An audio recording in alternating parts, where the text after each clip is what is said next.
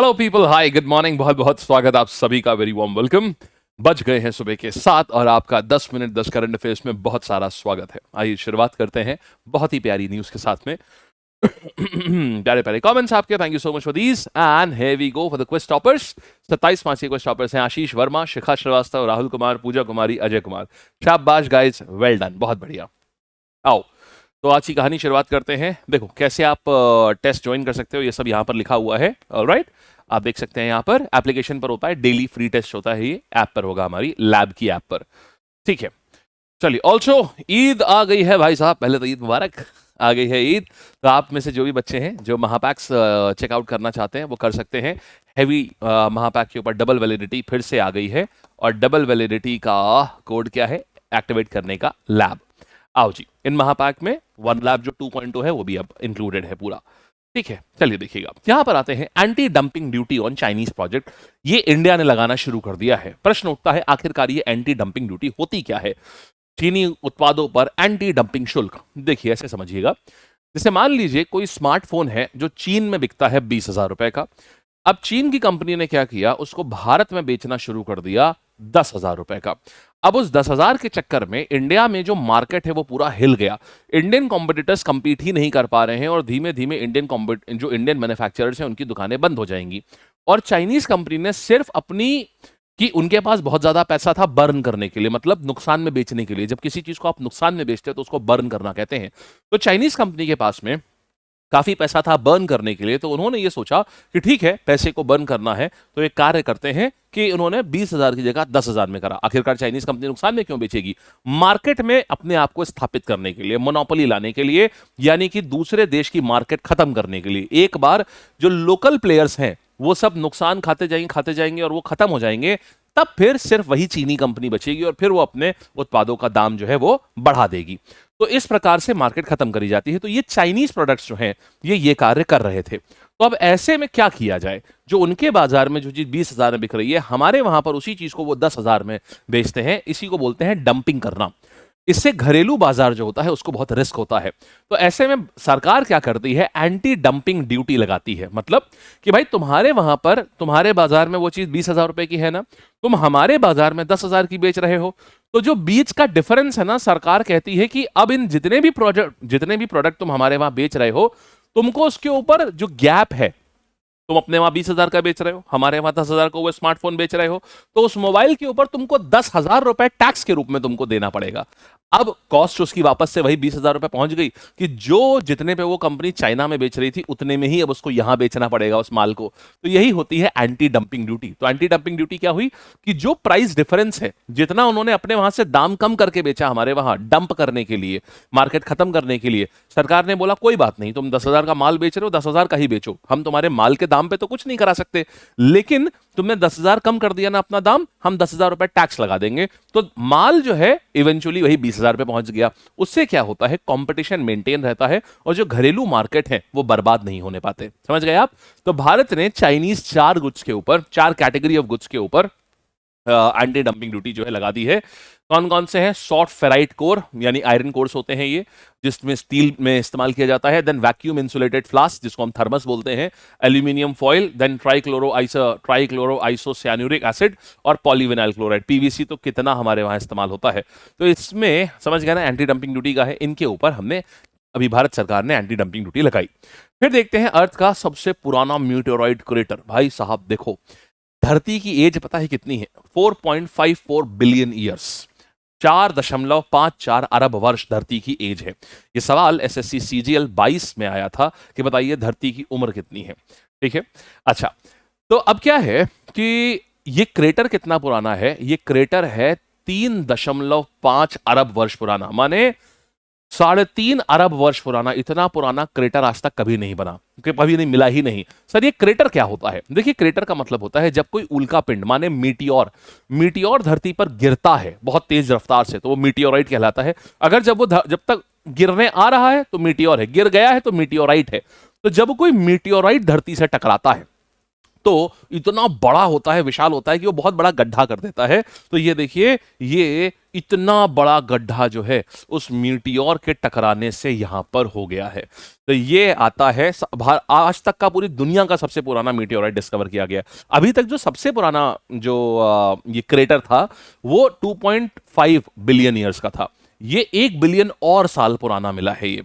तो भारत में भी क्या है, क्या कोई क्रेटर? हाँ जी, लोनावला में जो लोनार लेक है ना, वो एक क्रेटर के टकराने से बनी है। कहते हैं ये क्रेटर जो है ये 36,000 किलोमीटर प्रति घंटे की रफ्तार से चल रहा था और तब धरती से टकराया। सोच के देखिए 36,000 किलोमीटर प्रति घंटे की रफ्तार क्या होती है। आइए आगे आते हैं, चलिएगा फिर देखते हैं। ये तो हमने देख लिया है। Now digital crop survey system. देखिए भारत सरकार एक डिजिटल क्रॉप सर्वे सिस्टम लेकर के आई है जिसके तहत हर एक किसान का सैटेलाइट के ही थ्रू, मोबाइल मैपिंग के ही थ्रू एरिया आ जाएगा कि उसके कितने एरिया में उसकी क्रॉपिंग हो रही है और पहले से ही प्रेडिक्ट कर देगी सरकार की उसके खेत में इस बार कितनी फसल होने वाली है। उस फसल को अब वो किसान को बता दिया जाएगा, इस बार जो तुम नॉर्मल जो चीजें तुम कर रहे हो उससे तुम्हारी इतनी फसल होने वाली है। फिर उसको मेजर्स बता जाएंगे, अब अगर तुमको इस फसल को इंप्रूव करना है तो तुमको ये चीजें करनी है। तो ये लॉन्च कर दिया गया है digital crop survey system. Ministry of agriculture ने इसकी शुरुआत करी है और इससे क्या होगा, डेटा सीधे फील्ड से कैप्चर होगा और ये जाएगा। आइए समझ गए ना। अच्छा, इसमें क्या, इसका नाम क्या है इस पूरे सिस्टम का? डिजिटल क्रॉप सर्वे सिस्टम का नाम है एग्री स्टैक। इसको आपको अंग्रेजी में ही याद करना होगा। जो हमारे हिंदी मीडियम वाले स्टूडेंट्स हैं, इसको आपको अंग्रेजी में ही याद करना होगा, ठीक है। इसका नाम एग्री स्टैक है क्योंकि एप्लीकेशन का नाम एक ही भाषा में होता है। फिर देखिएगा, इंडिया का पहला इंडिजिनस एमआरआई स्कैन आ गया भाई। ये बना है एक भारत सरकार का जो मेती है ना। देखिए बहुत अच्छी चीजें, हम मतलब बहुत अच्छी चीजें हैं जो समटाइम्स, देखिए बहुत खराब चीजें भी हैं इंडिया में। बहुत, ये नहीं कहूँगा बहुत खराब चीजें, ऐसी भी चीजें हैं जो बड़ी कंसर्निंग है और ऐसी भी चीजें यार जो बड़ी अच्छी हैं। तो अच्छी चीजों पे हमें अच्छा बोलना चाहिए, खराब चीजों पे कंसर्न दिखाना चाहिए। And this is something very good. आज एमआरआई, अगर भारत में एक कोई भी मशीन भारत में नहीं बनती, आज तक कोई बनी नहीं आज तक भारत में एमआरआई मशीन, लेकिन ये पहली मशीन हमने बना ली और ये भी सरकार के एक इंस्टीट्यूट ने बनाई है। मेती के अंतर्गत एक ऑटोनॉमस इंस्टीट्यूट आता है, यानी स्वायत्त संस्थान आता है। स्वायत्त संस्थान का अर्थ होता है कि जिसके ऊपर बहुत ज्यादा रेगुलेशन वगैरह नहीं होते, वो अपनी मर्जी से अपना काम कर सकते हैं। समीर नाम का एक इंस्टीट्यूट है, ये समीर नाम का एक इंस्टीट्यूट है। तो इसने एक एमआरआई ये बना ली है, एमआरआई मशीन बना ली है। अब हम क्योंकि देसी एमआरआई मशीन बना ली है तो हमारे जो एमआरआई के जो खर्चे हैं इससे 50% तक की कमी आने की बात कही जा रही है कि 50% तक इसमें कमी आ जाएगी।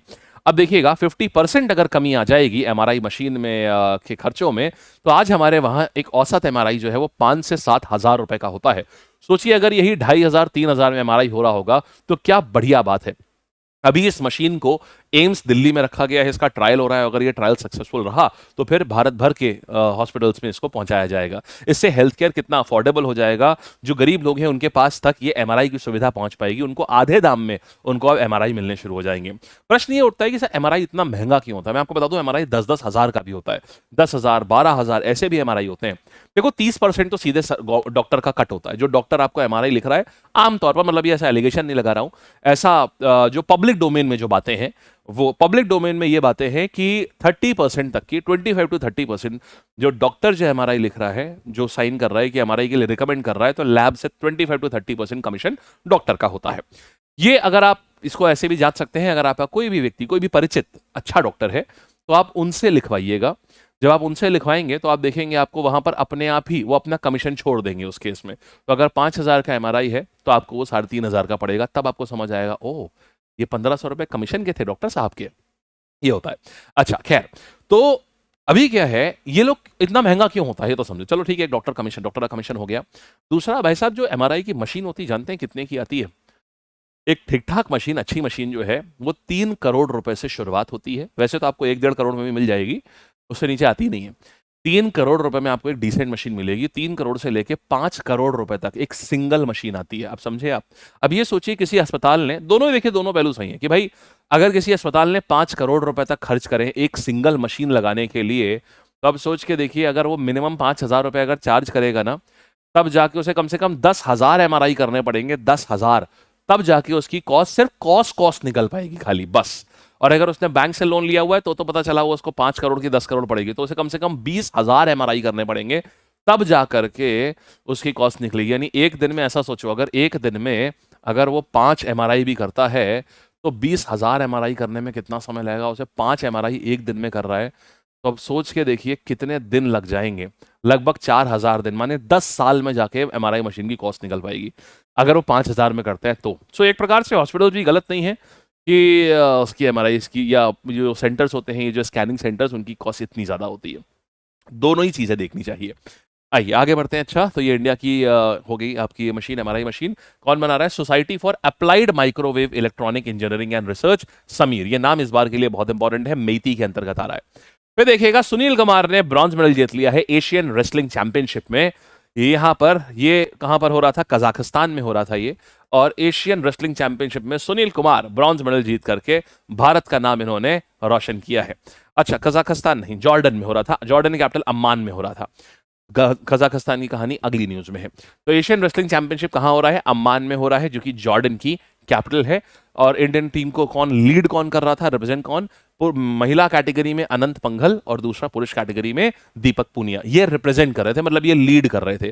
जीता हालांकि कौन है? जीतने वाले व्यक्ति का नाम है, ये एग्जाम में जरूर आएगा, स्पोर्ट्स का अच्छा क्वेश्चन है। जीता कौन है? सुनील कुमार है, जिन्होंने ब्रॉन्ज मेडल जीता है एशियन रेसलिंग चैंपियनशिप में। फिर देखिएगा संजय सिंह जो है, ये UWW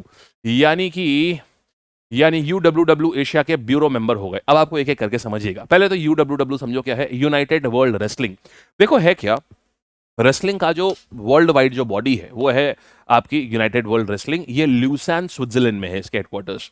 अब इसके बाद इनका एक एशिया चैप्टर होता है, इसके बाद इनका एक ऐसे एशिया चैप्टर हुआ, एक यूरोप चैप्टर हुआ।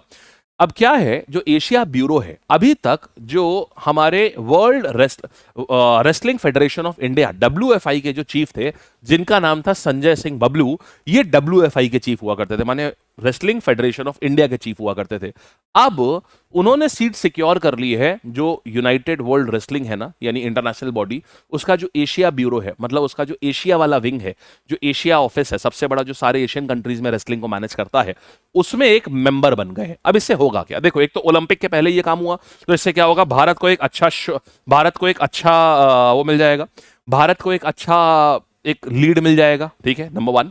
दूसरा, अब इंडिया का एक अच्छा से होगा कि भाई ओलंपिक्स में किसको जाना चाहिए, किसको नहीं, या जो रूल्स बनते हैं उसके लिए। तीसरी चीज क्या है, जब ये रेसलिंग मैचेस होते हैं, वर्ल्ड चैंपियनशिप्स होती हैं, अब क्योंकि हमारा एक बंदा बैठा हुआ है एशियन ब्यूरो में, तो हमारे वहां इवेंट्स बढ़ जाएंगे। इंडिया में रेसलिंग की चैंपियनशिप्स इंटरनेशनल लेवल की ज्यादा होनी शुरू हो जाएंगी। तो ये सारी कहानियां होती हैं इसमें, समझ गए? ये एक फायदे की बात है, ये बड़ी बात है कि एक इंडियन एशियन UWW के एशियन ब्यूरो में सिलेक्ट हुए हैं। ये कौन थे? World federation of Indian wrestling federation के चीफ थे संजय सिंह बबलू, अब बन गए हैं UWW के एशिया ब्यूरो के मेंबर। आइए फिर देखिएगा राजीव गौबा, ये है मतलब प्रो आदमी। ये है साहब 5 साल कैबिनेट सेक्रेटरी रह चुके हैं, मतलब भारत में इनसे बड़ा कोई IAS नहीं है। 5 साल ये रहे हैं कैबिनेट सेक्रेटरी। अभी 2024 में ही ये रिटायर हुए थे, और रिटायरमेंट के बाद सरकार ने इनको नीति आयोग में परमानेंट मेंबर के रूप में इनको एक पद दे दिया है। बहुत ही फेमस, बहुत ही सीनियर ब्यूरोक्रेट है, बहुत सारी की पोजीशन से संभाल चुके हैं, और इनके टाइम मतलब ये काफी बहुत ही खुर्राट से कैबिनेट सेक्रेटरी कहे जाते हैं, जो कि 1 मैन आर्मी टाइप इनको बोला जाता है।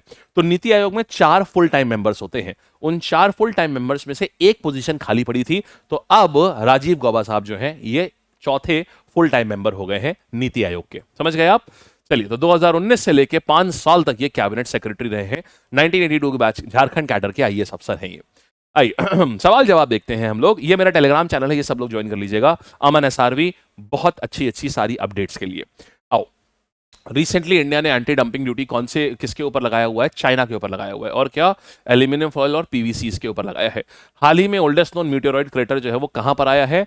ये आया है होमवर्क में आया है, ठीक है?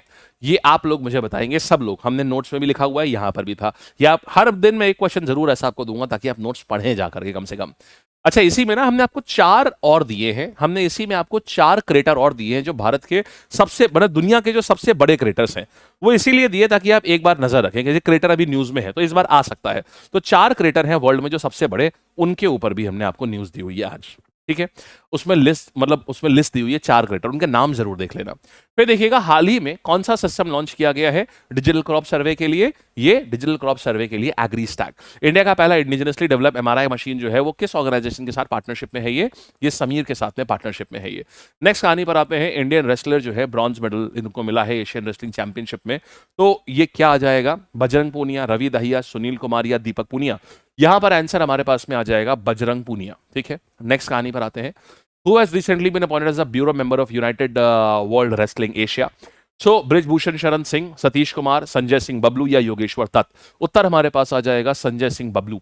नेक्स्ट कहानी पर हम आते हैं, किसको हाल ही में अपॉइंट किया गया full time member of NITI Aayog. तो नीति आयोग का फुल टाइम मेंबर किसको अपॉइंट करा है, अमिताभ कांत, सुमन बेरी, राजीव गौबा या फिर अभी इनको बीवीआर सुब्रमण्यम, ये आ जाएंगे राजीव गौबा साहब। ठीक, अच्छा फिर आप एक छोटा सा होमवर्क दे रहा हूं, आपको बताना है कि नीति आयोग के सीईओ का नाम क्या है, ये आपके लिए होमवर्क है आज का एक और। ठीक है जी गाइस, दैट्स इट। अब मिलेंगे आज 9 बजे। कल मजा आया था ना, कल हम लोगों ने सीजीएल स्पेसिफिक सीरीज शुरू करी है ब्रह्मास्त्र, सुबह 9 बजे। बहुत ही प्यारी सीरीज है, बहुत ही बेहतरीन सीरीज है, कल मजा आ गया था करके, सच्चाई पता चली थी एकदम बढ़िया। तो इसमें ना आज हमने कल पूरा आपको पूरा बता दिया था किस चैप्टर को कब क्या पढ़ाएंगे। अगले 10 दिनों 13 दिनों में, लगभग 13 से 15 दिन में हम लोग पूरी पॉलिटी खत्म कर रहे हैं पूरी। तो 2024 में जितने भी, चाहे सीजीएल में हो चाहे सीएचएसएल में हो, सब क्वेश्चंस हम लोग कर रहे हैं। तो आप क्या करिएगा, आप सब लोग जो हैं यहां पर ठीक 9 बजे आ जाइएगा, एक भी मिनट लेट मत होना। क्यों? क्योंकि यार अगर लेट हुए ना तो प्रॉब्लम ये आएगी कि आप मिस कर दोगे, फिर वो चीजें आप मिस कर दोगे जो कि जैसे आपके नंबर्स पर नहीं बन पाएंगे। जैसे मैं 50 क्वेश्चन कराऊंगा, 40 क्वेश्चन कराऊंगा क्लास में, अब पता चला आप 10वें क्वेश्चन से ज्वाइन कर रहे हो, तो जो आउट ऑफ 50 जब रेटिंग निकलेगी ना तो आप बहुत पीछे हो जाओगे उसमें, इसलिए पहले क्वेश्चन से जुड़िएगा। ठीक है, चलिए बाय, टेक केयर, टाटा, ऑल द बेस्ट। मिलते हैं, टाटा करते हैं, बाय बाय करते हैं, मिलेंगे। कैसा लगा जरूर बताइएगा। Thank you.